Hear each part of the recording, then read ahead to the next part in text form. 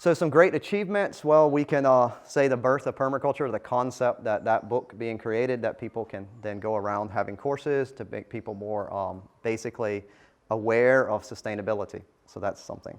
The beginning was in 1978. We see Bill Mollison there, and he's with David Holgram. Bill was a forester, but before that, he actually cut down old-growth forest. So he was a chainsaw operator. He told a story in one of his books that he basically was sitting around a campfire after they had been logging, and he asked everyone, do you have a home? Like, we cut down trees to make houses. Do any of you have a house? And everybody said, no, we don't have houses. We can't afford to. He went, slept on it, woke up the next day, said, I couldn't cut down any more trees. If cutting down a tree was to make a house, but I didn't get a house, why should I cut down trees? And then he said he never cut down another tree, and he went and made an adobe house.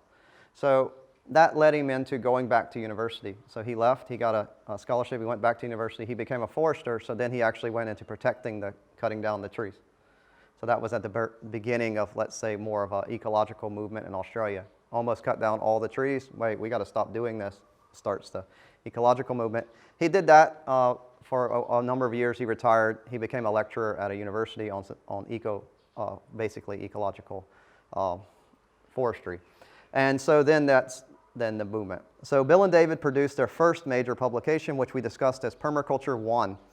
The tagline to it is very interesting to give an idea of what does that mean. So a perennial agriculture for human settlement, okay? So their concept is we need to almost design towns or villages, village to town to city to region, and it needs to be designed in a way that a perennial agriculture system provides the basis for the food. So he's describing that well over 90% of your calorific calories would be intaked from perennials. Currently, there's a real issue in the world, and it's a real hard thing to go through, especially in permaculture, where a lot of the people that are coming to my courses are vegetarians and they're vegans. Bill ethically attacks vegetarians and vegans. Yeah. In the book, it's really hard. Really difficult. How can you do that lifestyle? He describes it as unsustainable. He does the math for the energy. He says, hey, these are annuals. They take a lot of energy. Okay? And he's not talking about eating all meat. He doesn't like that either. He's just describing that we could eat more nuts. We can eat more fruits. And there's lots of perennial vegetables that we also can eat as a substitute to the vegetable that's annualized, that has been conditioned to us to eat through supermarkets. Because if I go to any country and I get a cookbook from 100 years ago, in any country, none of the foods that are listed in that cookbook are what's in the cookbooks today. What's in the cookbook today is what's in the grocery store. Go get Jamie Oliver's cookbook, guys. He only lists ingredients in a grocery store.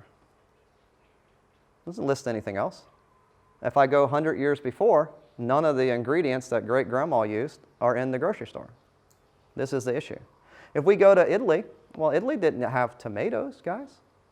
Tomatoes are not from Italy. They were imported. Yeah. Oh, let's go to what is this? Those people that eat potatoes, who are they? The Irish. Well, potatoes aren't from Ireland, guys. Hell, dogs aren't from Vietnam. And guess what? Chilies aren't from Thailand. They were imported by the Portuguese. So there's no Thai person prior to white people coming to Thailand had ever eaten a chili. But of course, their whole cuisine, their whole culture is now related around this plant. Correct? And we see that.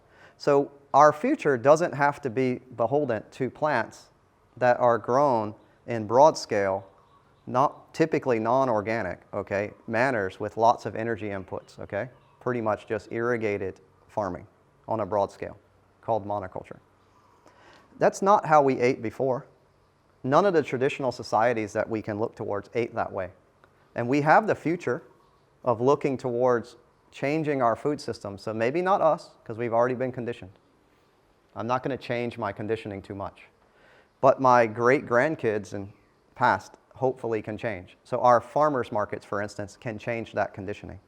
more people bringing in things to a market that are for sale that are not for sale, for instance, in our, say, supermarket chains. Very limited on the number of vegetables, and especially limited on perennials. Corporations typically don't like dealing with that type of thing because it's very difficult for them to commoditize. So they condition us to eat what they want to sell by conditioning us to not even be able to see, taste, or experience, and even changing the books of traditional foods. So that's what we want to look into doing.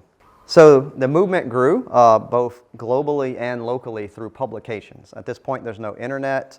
Here's to permaculture when it started in the spring of 1978, and it also went through. I think it's very interesting to see how, even at that time, permaculture is obviously gardening and perennial agriculture and horticulture and agroforestry and these things related to direct ecosystems. But it's also more so a thought process. So we have Who's on Trial, Fast Food Under the Grill, McLibel. So attacking processed food systems, for instance, the concept that these type of things are not naturalized systems. So we get into this more exactly what is permaculture. I think it is personalized, but it's a thing, what is naturalized. So natural ways of providing our food with the least amount of energy. And then if we are taking that definition of sustainability, is this highly processed, commoditized food delivery system sustainable, okay? And they're taking a stance on that. So at that point, David went to Central Victoria to test his theory. So when David finished basically writing Permaculture 1 with Bill, he left university and he started his own farm. So the book is about the concept of making your own place to live, taking care of your own needs, living sustainably, not utilizing lots of resources, or actually producing more than you consume. So David started a really nice permaculture farm called Melodora, and he's been living there for now 40 years, and he does produce all of his own food, and he produces, he made his own natural home. You can go there to do internships, you can go there to do courses, you can go there to visit. So very, very nice how we can see he didn't just say it, he did it. He's been doing it for 40 years and successful, and he produces more energy than he consumes. So it can be done, and if everybody would have more of that concept, I produce more than I consume, the world would be much more sustainable than it is today. And I think that's really where it comes down to. Everybody gets to that point at a different age.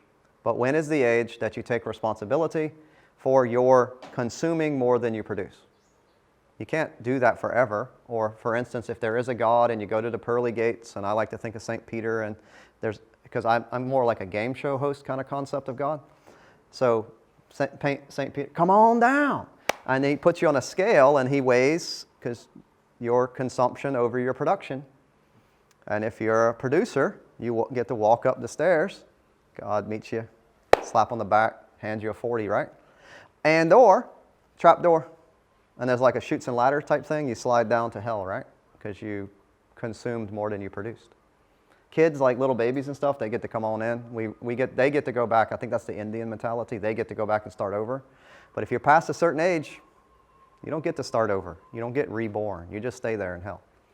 But that's only my take on it. You get to have your own. Bill wrote Permaculture 2 and started a lifelong journey to spread the permaculture world globally. So he went on to go teaching, lecturing, started with a lecture series.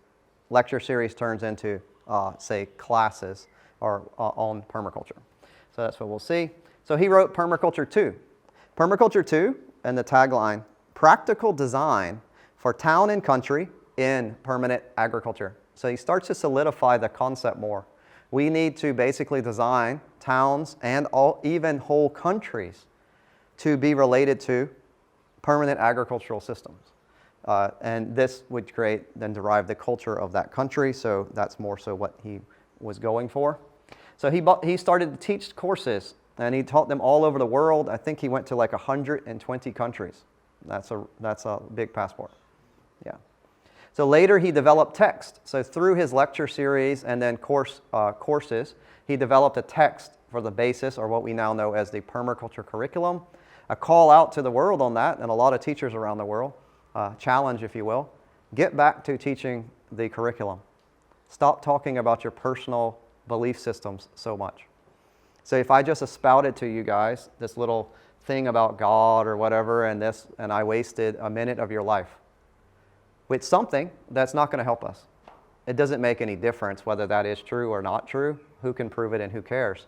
So we need to stick to the curriculum and not a lot tangents on metaphysical things that can be done in other courses. So stick to the design science. It's what's practical. We don't have actually that much time to get through the scope of how much is in permaculture. So if we get off on tangent things, it doesn't allow you to learn the practical aspect, the things you can physically use. You won't have all the tools in your toolbox. So we want to stick to that analogy to help guide us to making sure we get to using practical applications of permaculture. So the manual here keeps us and allows us as teachers and also as students, you're welcome to read it to further your knowledge. So call that like Permaculture 2. I took my introductory class because let's be frank, it's pretty much an introductory class. After that, how do I move forward into learning more? Actually read the book. So I'm going to introduce the book to you. That's not the same as reading it. Okay, guys? So we'll go forward. So in 1991, Bill saw the need for a simpler text, and as we discussed before, he made Introduction to Permaculture, which is more along the lines of how gardening books that people may have seen do. So a little bit easier. So I can recommend that to you. Also, at a more advanced level, if you want to keep practicing permaculture, then look at the designer's manual in more detail. So this spawned a movement. People had not really at this time, it's coming out of the 60s, it's actually in the late 70s. There's more of what's called, in the US, it was the back to land movement, okay? And so this movement spread a little bit like things do. A movement starting in the US spreads to other places, but kind of like a lag of about 10 years. So we start that at the end of the 60s in the US, spreading to Australia, gets big in the end of the 70s-ish. And this is a picture from the second ever permaculture design course. What's interesting is, Bill, that's his second course, and the people that took it are so inspired that they actually stop doing their lives and they start to do permaculture things. So within that picture, we have Terry White, he's center wearing a singlet, and Max Lindinger, which came on, and they were the editors of the Permaculture magazine. So they're like, we got to get this out here, and they created their own magazine around spreading that word. And then that's now obviously proliferated into thousands of different websites that also promote permaculture. So the magazine's no longer, say, prevalent, but lives on in websites. So lots of different people in permaculture other than Bill Mollison and David Holgram to get you here today. So we'll look at some of the bigger names. These people are all getting quite old now and say retiring from permaculture. But if we were to try to describe the people that tend to get into permaculture and at least what we might call the leaders or the forefront, the people pushing permaculture, the people out there advocating for it, they could be characteristically known as passionate, controversial, outrageous, charismatic, diverse, creative, courageous, unconventional, and some of them a bit feral. Some people could actually say they're ahead of their time or they live on the edge. They're pushing their lives, pushing other people to do things. So we want to celebrate just a few of these people and see who they are. Lots of them we can identify as being successful because they not only were successful people and teachers, but they had successful projects. So you can see how a successful permaculturist is also tied to what he did, not as what he said. So there's lots of people that say things, but they don't tend to, at the end, we kind of associate projects with people.